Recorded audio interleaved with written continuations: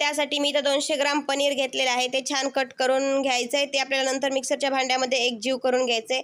1 ते 2 वेळा फिरवून घ्यायचं आहे. त्याने आपल्या पनीरचे छोटे-छोटे कण त्याच्यामध्ये अजिबात राहत नाही. बघा एकजीव होतं. मी इथं मिक्सरच्या भांड्यातून काढून घेते. त्याच मिक्सरच्या भांड्यामध्ये मी 3 टेबलस्पून पिठी साखर पण बारीक करून घेतलेली आहे. त्यानंतर आपण याच्यामध्ये 100 ग्राम मिल्क पावडर ॲड करणार आहोत. हे छान आपल्याला मिक्स करून घ्यायचं आहे. त्यानंतर काजू, बदाम, पिस्ताची पूड आपल्याला याच्यामध्ये ॲड करायची आणि मिक्स करायचं. बघा मी 1 टेबलस्पून तूप घेतलेलं आहे. आपण जे मिश्रण बनवून घेतलं आहे ते ह्याच्यामध्ये टाकायचं आणि छान मिक्स करून घ्यायचं आहे.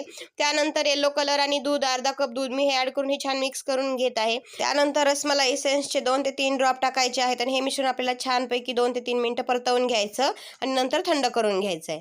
बघा इथं मी मोल्ड घेतलेला आहे. एका साईडला छोटा पिस्ता आणि एका साईडला गुलाबाची पाकळी टाकत आहे.